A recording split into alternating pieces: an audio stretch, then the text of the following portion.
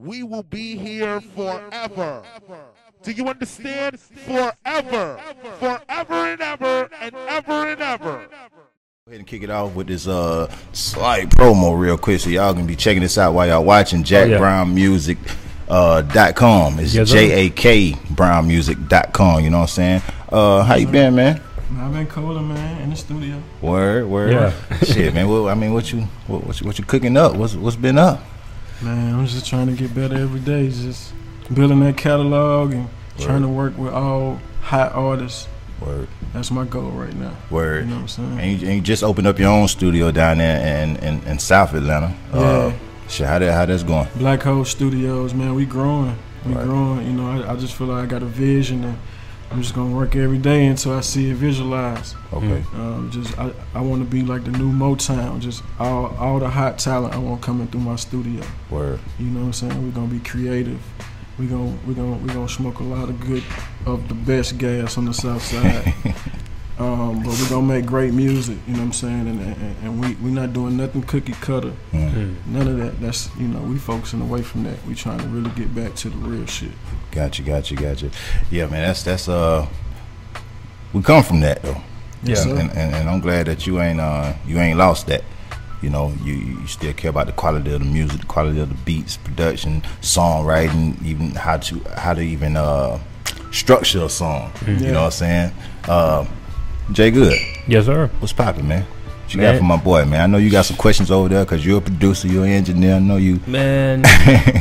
I know you got some questions. I got a lot of questions, man. You know, whenever I'm in the presence of another producer, I always want to know, like, you know, what made you start? You know what I mean? Like, what made you want to be a producer? You know what I mean? Well, I started out wanting to be a rapper. I just felt, you know, early on in high school, middle school, really, I wanted to rap. Yeah. I want, you know, so in doing and wanting to be a rapper, I couldn't afford beats. You know what I'm saying? So I had to take it upon myself to learn how to produce. Oh, got you. You know what I'm saying? So what was that that first equipment of choice? That first free software you got? The first software I ever got, really, I got from. He was using. It was like a drum program. Oh man, Hammerhead. Was it Hammerhead? I can't even tell you which one it was. It was like $13. And no, it was $30. And I finessed this girl at my school to get me the program. You know what I'm saying? She was. I mean, she you know. I was, you know, telling her she kind of liked me or whatever, so she bought me the program. You know, we're running game in middle school for equipment. Well, this wasn't middle school. Oh, high school. Okay. It's all good, man. It's all good. So yeah, man. You know, like that transition, man, from going from, like, you know, I want to be a rapper into saying, like, you know what, I'm really loving this production. Like, what was that point for you to make you say, like, let me focus more on the production end as opposed to, like, you know, going hard on the rapping end?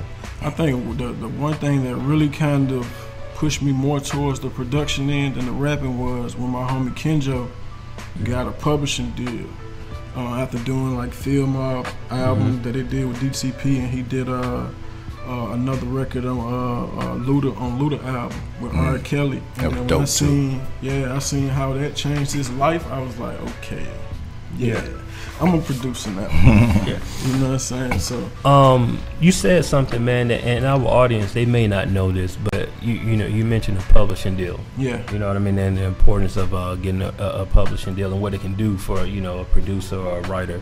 Kind of break down, like, what exactly is a publishing deal for our audience. A publishing deal is just basically an agreement you have with a business entity that's their job is to go out there and collect your monies from, you know, worldwide sources, from the radio, from college radio, internet, Pandora, all of that. Wherever your music is performed, aka played, their job is to go out there and collect that money.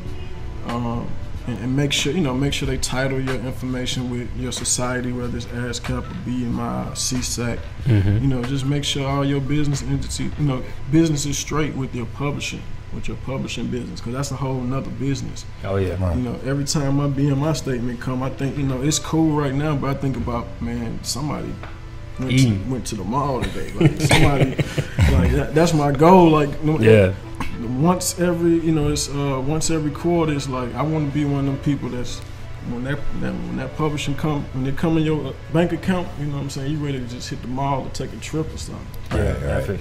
Bring that mic a little bit close to you. Serious check. So how you did some production work on Animal Planet? Yeah. How did you get into that? And you did that a while back. Like you're ahead of the game on that type of stuff. You know what I'm saying? It's more than just music. Yeah. Hip hop music. How did you get into television too? Just out of the want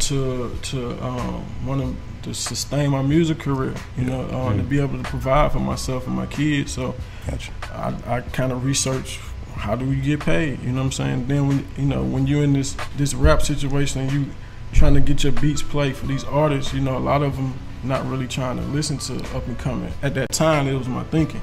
They're not trying to listen to up and coming producers. They got their own producers. So I knew I wanted to make money, and I found out about licensing. And when I found out about licensing, I found out about companies that license your music. Because a film producer, he don't know you as a producer, and he don't want to deal with you because he don't know if you actually produced the beat. He rather deal with a middleman. Gotcha. And that's the music library. So once I linked up with them, and then I was able to get my music into a lot of different shows. Gotcha. So with that being said, though, man, you're talking about using that middleman and getting your music to them.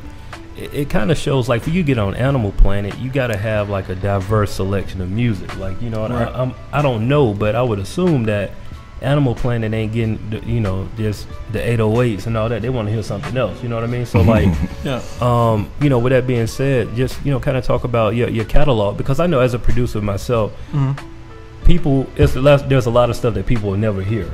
You know what I'm saying? Like that practice work, if you would say. You know what I mean? But how far does your catalog go as far as the music? Like, I know there are some things that what would people be surprised to hear from you?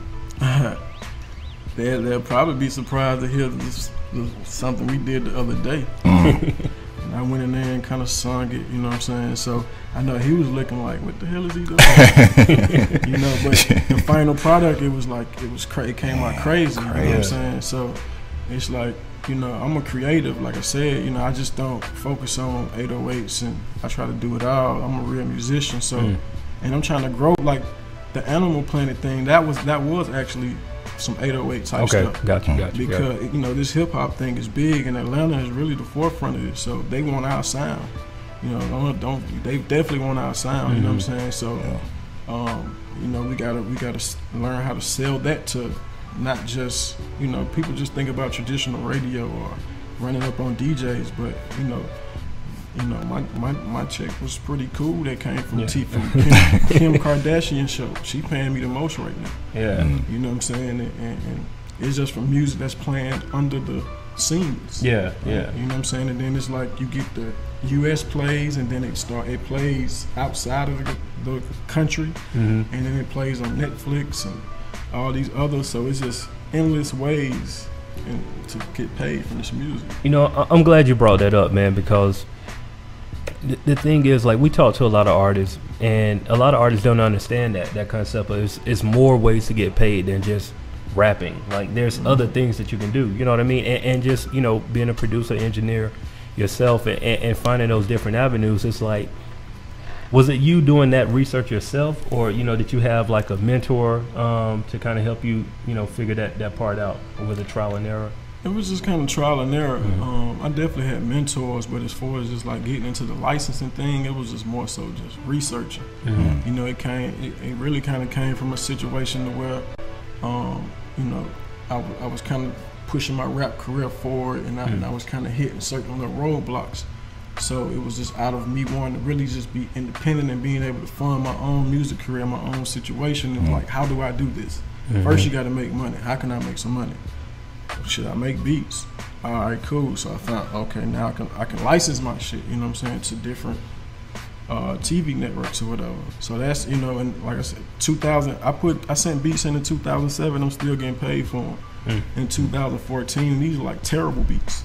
I can't even flex you. They're terrible beats, but I'm still getting checks every 4 months from these beats from 2000. So it's like then every year you just keep sending stuff in, keep submitting more. So 2008, 2009, then after a while it's kind of like a snowball effect. Yeah.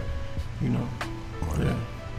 Hey man, I'm sitting up here looking at the website here. The catalog. Oh man, this catalog is too serious.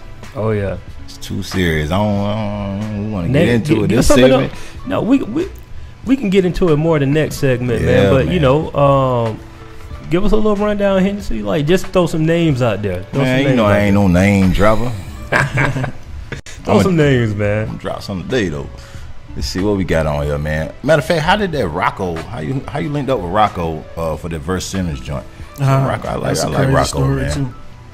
Yeah, Rocko, one of my favorite artists. Yeah, man. That's actually a crazy story because around that same time that I was kind of looking for other ways to pay me on my music career. Mm-hmm. I was also in this forum for like engineers and producers called Gear Sluts, and I met this engineer in Atlanta.